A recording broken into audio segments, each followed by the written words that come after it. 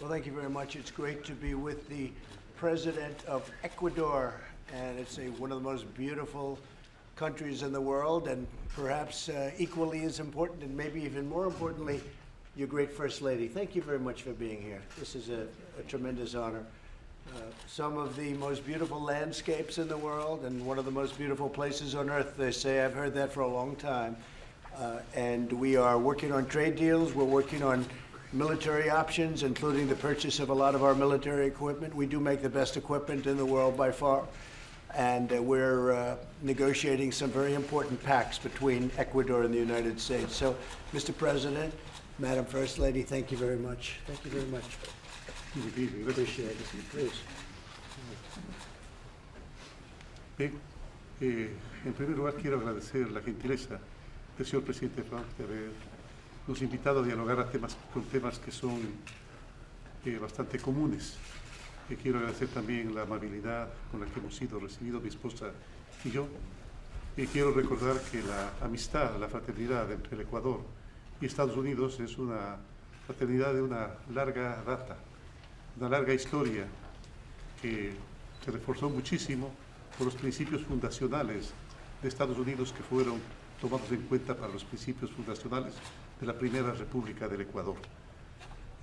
Trataremos varios temas, pero sobre todo aquellos que nos son comunes, como son la democracia, la libertad, el respeto a los derechos humanos. Trataremos temas, ya desagregándolos, pues, por supuesto, temas como la seguridad, como el combate al narcotráfico, el combate a la delincuencia organizada, el combate a la corrupción, la colaboración, la inversión tan importante, la transferencia de tecnología tan importante para el desarrollo de nuestro país en forma particular. Vuelvo a recalcar, son temas que no son comunes, como aquel que más nos mueve, que es el de que nuestros pueblos sean gobernados con justicia y con respeto a sus derechos. Muchas gracias, señor presidente, por esa gentileza. Gracias, señora primera. Mr. President, on Rogers. Quisiera primero, I would like to first thank everyone for, especially Mr. President, for his kindness and to invite us over to talk about these very important topics which are common to both countries.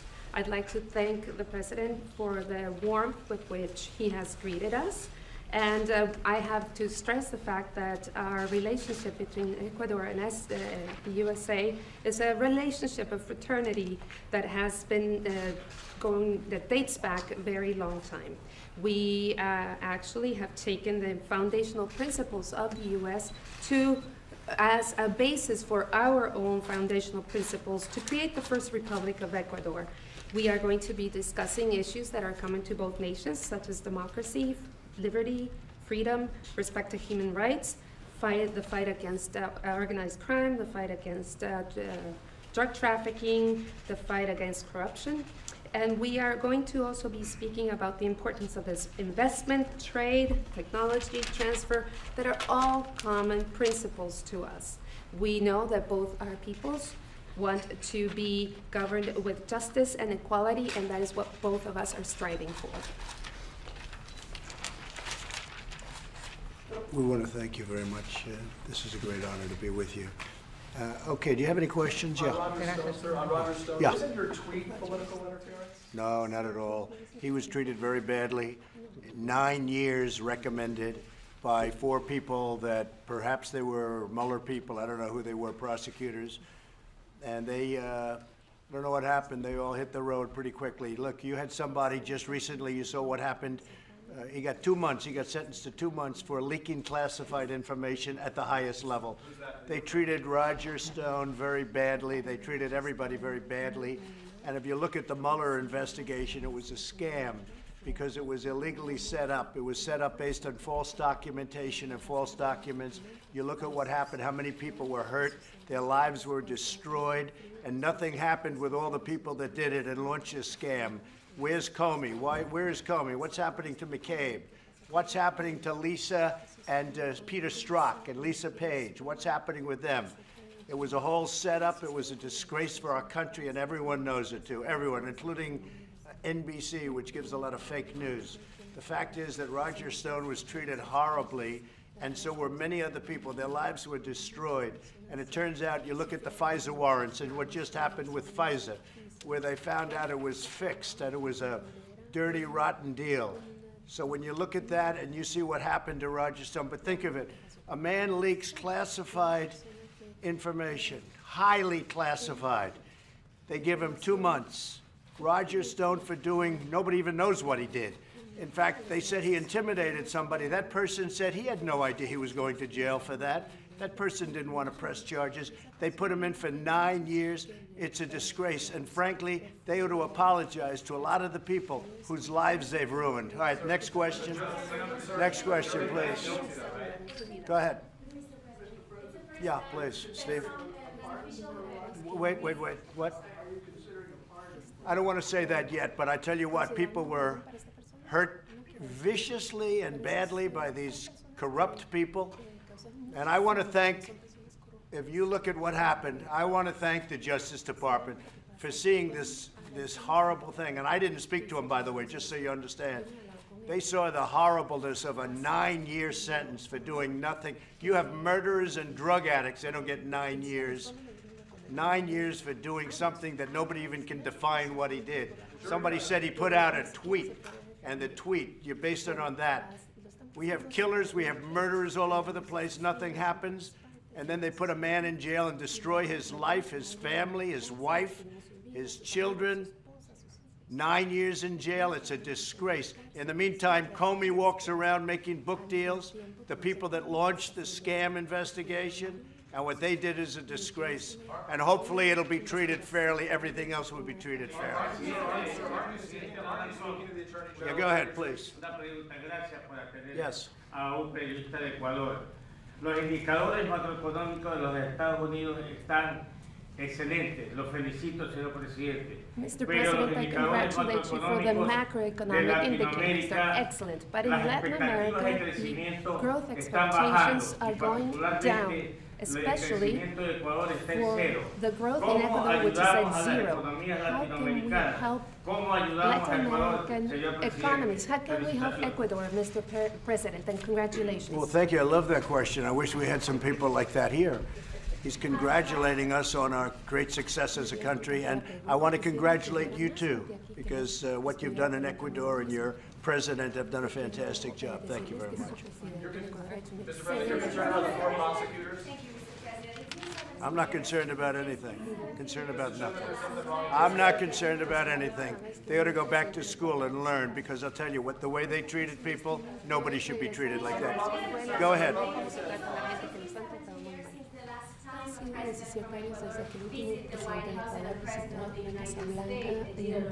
And when was it? When was it? 17 years ago. Wow. George W. Bush in 2003. What changed now? What is your specific interest with Ecuador now? And usted como presidente en Ecuador, es la primera vez que se produce un viaje oficial en 17 años desde 2003. ¿Qué ha cambiado ahora? Thank you, Mr. President. She did a good job. Go ahead. I think I understood it. ¿Quiere que conteste yo? Encantado, señorita. Sí, Ecuador, después de una época bastante difícil en sus relaciones internacionales, ha decidido renovar, ha decidido refrescar su relación internacional y acercarse bastante más a quienes han sido permanentemente más afectos a nuestra forma de pensar y a nuestra forma de ser. No sé si lo he traducido inmediatamente. Sí, mejor. Ecuador has, after having gone through very hard times, and especially in regards to its international relationships, has decided to come together again with the international community and bring refreshed relationships to those who have the same way of thinking as we do. We wanted to come closer to them. Recordemos que Estados Unidos es el principal socio comercial de Ecuador, por una parte, y por otra parte también, vuelvo a recalcar, coincidimos en valores que nos son bastante comunes, como son la libertad, la democracia, la justicia, la solidaridad, la fraternidad y el respeto a los derechos. Señor Presidente, Mr. President, some Republicans have expressed, oh, sorry. Señor Presidente, Lenín, The Moreno. USA, Don't we interrupt. need to remember that the USA is the main trade partner for Ecuador. And this is not only in terms of trade, but because we share many common values, such as the love for liberty, democracy, justice, solidarity, fraternity, and the respect of human rights. And I can tell you the thing that's changed from our standpoint, we're the #1 economy in the world by far. We've never done better. We have the strongest markets we've ever had. The market is up very substantially today, 250 points when I last looked. And our country has never done better militarily. We've rebuilt our military. We've cut our taxes. We've cut regulations at a level that nobody's ever been able to cut them. And our country is doing great, and we've really reestablished a lot of relationships, but we have certainly reestablished it with Ecuador. Ecuador had a very unusual outlook on life, but with your great president, he realizes how important it is to get along with the United States. And I want to just congratulate him because our relationship is very good. He's made tremendous progress. Are you open to working on a trade deal with Ecuador? Yeah, sure, we will, and they have incredible product, and they grow it, and they make it, and we like it. So we will, sure. And they need our product, too. Is it going to be like the USMCA? That's your model for that? Well, that's a great model. We just finished that, and it's a great model with Mexico and with Canada. USMCA has been very successful. Already the fruits are really taking place. You take a look at what's happening in terms of the kind of numbers we'll be doing with the USMCA. And this on a much smaller scale would be interesting. We are looking at that kind of a model, yes. And on Venezuela, are you going to talk about that? And are you worried about the assault on Juan Guaidó yesterday when he arrived? Yeah, we'll be looking at and talking about Venezuela. And it's always close to our heart. We have millions of people from Venezuela living in the United States very successfully. They love our country and they love Venezuela. We'll take care of the Venezuelan people. Sir, some Republicans say they hope you learned a lesson from impeachment. You weren't chosen. Steve, go ahead. Oh, excuse me, 1 second. We'll do this gentleman then you. Go ahead, Steve. The Philippines decided to sever a U.S. military pact with the United States. What was your reaction? Well, I never minded that very much, to be honest. We helped the Philippines very much. We helped them defeat ISIS. I get along. Actually, I have a very good relationship there, but I really don't mind if they would like to do that. That's fine. We'll save a lot of money. You know, my views are different than other people. I view it as, thank you very much, we save a lot of money. But if you look back, if you go back 3 years ago, when ISIS was overrunning the Philippines, we came in and literally single-handedly were able to save them from vicious attacks on their islands. But I haven't heard exactly that, the way you expressed the question. And my relationship, as you know, is a very good one with their leader, and we'll see what happens. They'll have to tell me that. Yes, please, go ahead. Thank you. Good afternoon. Okay. Good afternoon. Mi pregunta es, sabemos que vamos a tratar temas de seguridad aquí. Yo quisiera saber qué es lo que Ecuador pretende llevar desde Estados Unidos para abolir la seguridad, más que nada en el narcotráfico. My question is about security. We know that Ecuador has a problem with narcotraffic and some other problems. So one of the topics we're going to talk about is security. I want to know what Ecuador wants to learn from the United States in that topic. Well, we're doing very well on our southern border. We're doing incredibly well. We've built over 100 miles now. It's substantially more than that of wall, very powerful wall. It's got all sorts of protections on it. We have alarm systems, we have lighting systems, we have everything you can have. It's pretty much the ultimate of what you can do in terms of that. We have great protection. We have great protection with our military. We've been dealing also with Mexico. Mexico has 27,000 soldiers on our southern border, and they've been great. And we just set another record. As you saw, the numbers have come way down in terms of people coming through our border, way down. They're going to be very low. And after the wall is complete, even in the areas where we're now over 100 miles, incredibly, the traffic has virtually stopped. It's come to a halt. The wall has been a tremendous thing. So we'll have that finished by the end of next year. And sometime during next year, we'll have it finished. And we'll probably be up to close, by the end of this year, close to 400 miles of wall. And it's made a tremendous difference. So we have great security. We'll be discussing with Ecuador their situation and their security. They do have a problem with the narcos, and that's not good. And we will be working with them to help.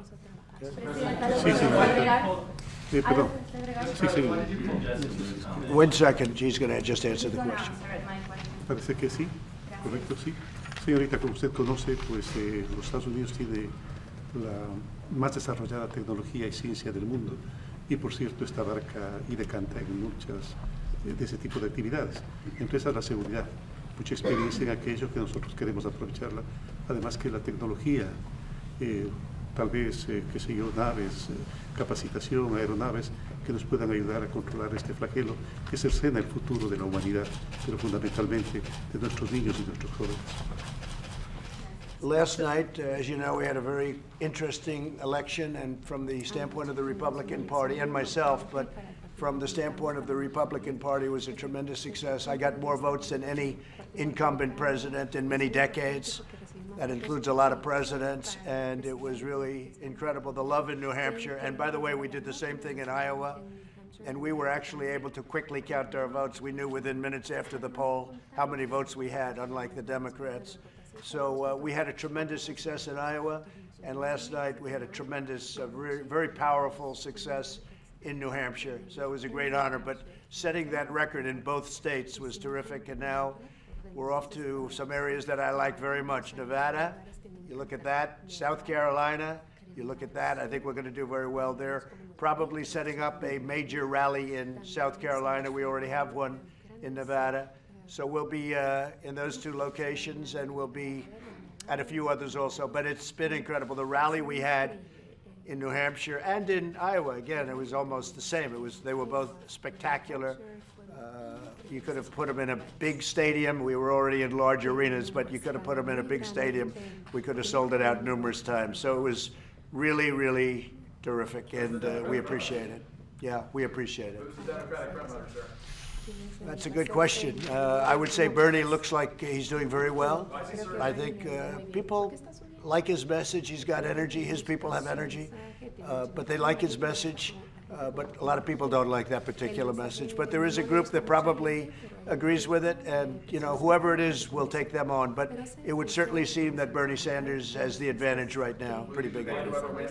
Yeah, sure. I look forward to it, actually. Lisa Murkowski earlier said that you shouldn't have gotten involved with the Roger Stone case. She said it's just bad. Some Republicans have said they hoped you would learn a lesson from impeachment. What lesson did you learn from impeachment? That the Democrats are crooked. They've got a lot of crooked things going, that they're vicious, that they shouldn't have brought impeachment, and that my poll numbers are 10 points higher because of fake news like NBC, which reports the news very inaccurately, probably more inaccurately than CNN, if that's possible, MSDNC, and your MS, and if you take a look at NBC, no, I think they're among the most dishonest reporters of the news. Okay, thank you very much, everybody. I appreciate it. Thank you.